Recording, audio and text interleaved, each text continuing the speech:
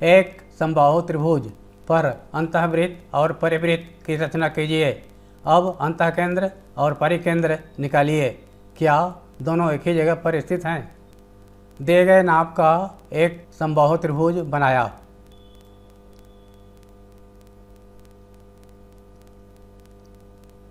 समबाहु त्रिभुज बनाने के लिए एक रेखाखंड खींचा BC।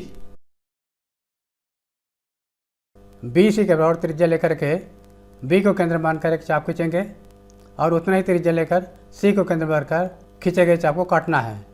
कटन बिंदु को B और C से मिला देना है। जिस प्रकार समबाहु त्रिभुज बन जाएगा। B को केंद्र मान करके BC त्रिज्या लेकर एक चाप खींचेंगे।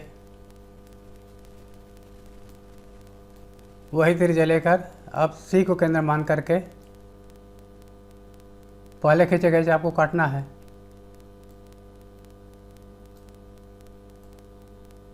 कटन बिंदु का नाम A रख दिया। AB और AC को मिलाया।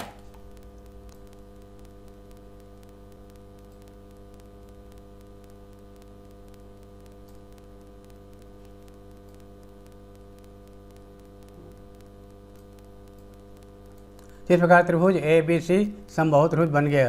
अब परिवृत्त पहले खींचेंगे। परिवृत्त खींचने के लिए कोई भी दो भुजाओं का लंब समद्विभाजक खींचेंगे। माना BC और AC का लंब समद्विभाजक खींचा। इसके लिए प्रकार लेकर B को केंद्र मान करके और BC के लंबाई के आधे से अधिक त्रिज्या लेकर के BC के ऊपर और नीचे चाप खींचेंगे। फिर वही त्रिज्या लेकर C को केंद्र मानकर पहले खींचे गए चाप को काटना है। ये आधा है, आधा से कुछ ज़्यादा।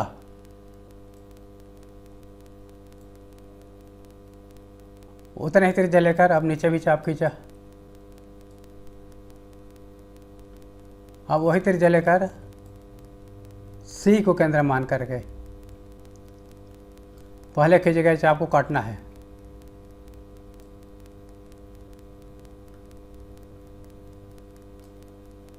अब चापक कटन बिंदु को मिला दिया।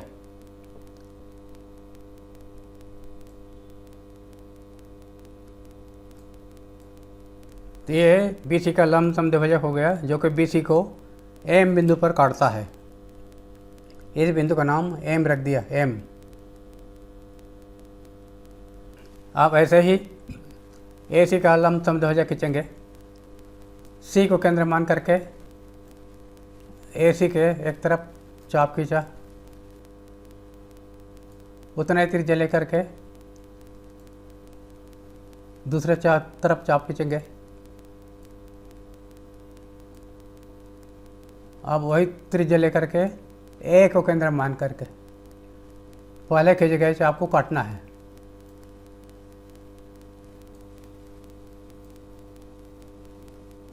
अब दोनों चापक कटन बिंदु को मिला दिया।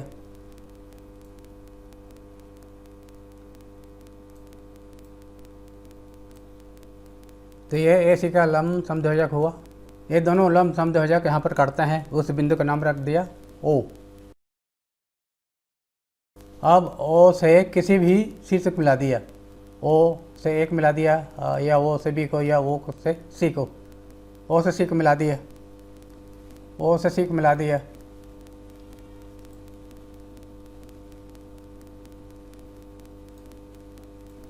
अब O को केंद्र मानकर और O से त्रिज्या लेकर के एक वृत्त खींचेंगे, जो कि तीनों शीर्ष से होकर जाएगा। यही परिगत वृत्त होगा, परिवृत्त या परिगत वृत्त। O से त्रिज्या लेकर वृत्त खींचेंगे।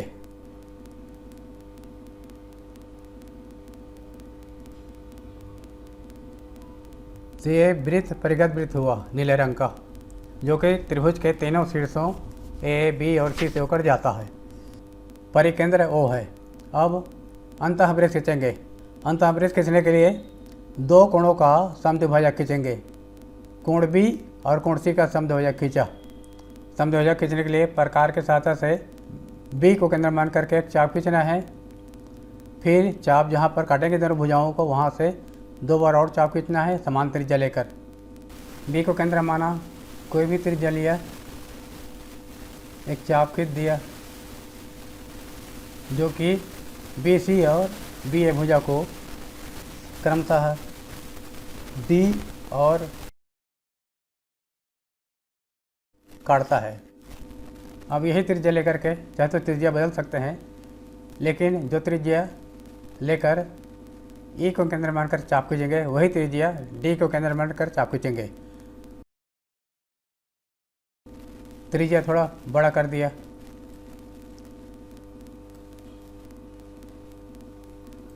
वही त्रिज्या लेकर और डी को केंद्र मानकर पहले खींचे गए चाप को काटना है।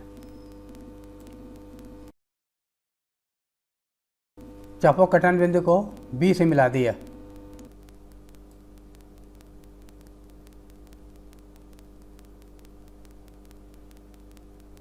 यह कोण बी का कोणार्धक है। ठीक वैसे ही कोण सी का कोणार्धक खींचेंगे। कोई भी त्रिज्या लेकर के सी को केंद्र मान करके एक चाप खींचा जो कि भुजा सी बी और सी ए को बिंदु एफ तथा जी पर काटते हैं। अब एफ और जी को केंद्र मान करके समान त्रिज्या लेकर चाप काटेंगे। एफ को केंद्र माना, त्रिज्या थोड़ा बढ़ा सकते हैं। अब एक चाप खींचा, उतना ही त्रिज्या लेकर अब जी को केंद्र मानकर पहले खींचे गए चाप को काटना है। ये कटन बिंदु है दोनों चापों का, इसको सी से मिला दिया। ये दोनों कोणार्धक जहाँ पर काटते हैं उस बिंदु का नाम रख दिया आई। हम देख रहे हैं कि ओ बिंदु और आई बिंदु एक ही स्थान पर है। आई अंतः केंद्र है, ओ परिकेंद्र है, दोनों एक ही स्थान पर है। अब आई से बी सी पर लंब डालेंगे जो कि पहले से लंब हो गया है। ये लंब है, आई एम लंब है। अब आई को केंद्र मानकर और आई एम त्रिज्या लेकर एक वृत्त खींचेंगे जो कि तीनों भुजाओं को स्पर्श करेगा। यही अंतःवृत्त होगा। आई को केंद्र मानकर और आई एम त्रिज्या लेकर एक वृत्त खींचेंगे जो कि तीनों भुजाओं को स्पर्श करेगा। वही अंतःवृत्त होगा।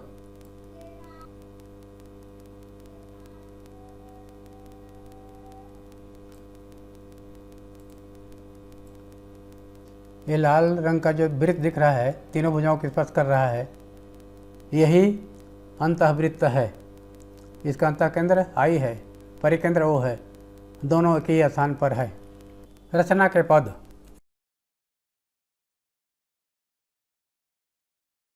पहला चरण, दिए गए नाभ का त्रिभुज समबाहु त्रिभुज एबीसी बनाया।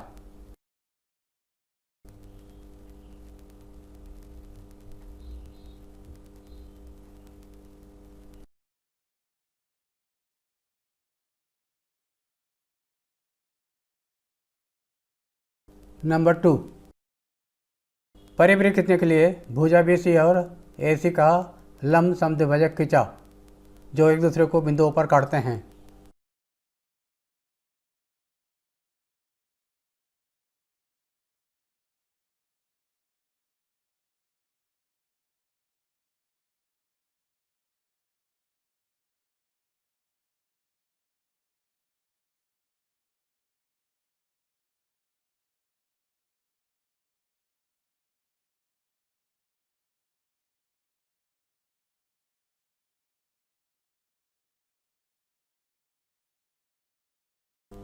ओ से कोई भी एक शीर्ष सी को मिलाया।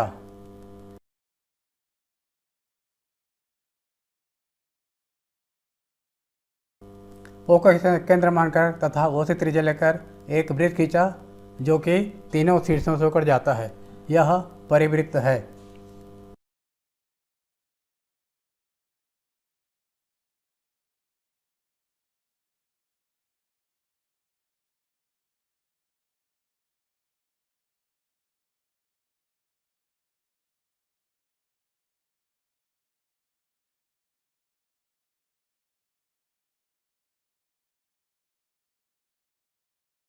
अंतःवृत्त खींचने के लिए कोई भी दो कोण माना, कोण बी और कोण सी का कोणार्धक खींचा जो कोई एक दूसरे को बिंदु आई पर काटते हैं।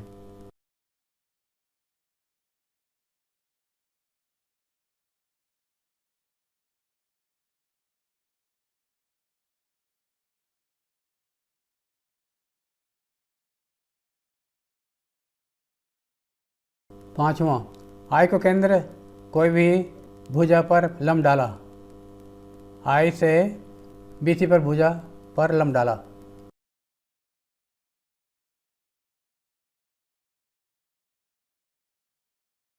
आई को केंद्र मानकर तथा IM त्रिज्या लेकर एक वृत्त खींचा जो कि तीनों भुजाओं को स्पर्श करता है। यही अंतःवृत्त है।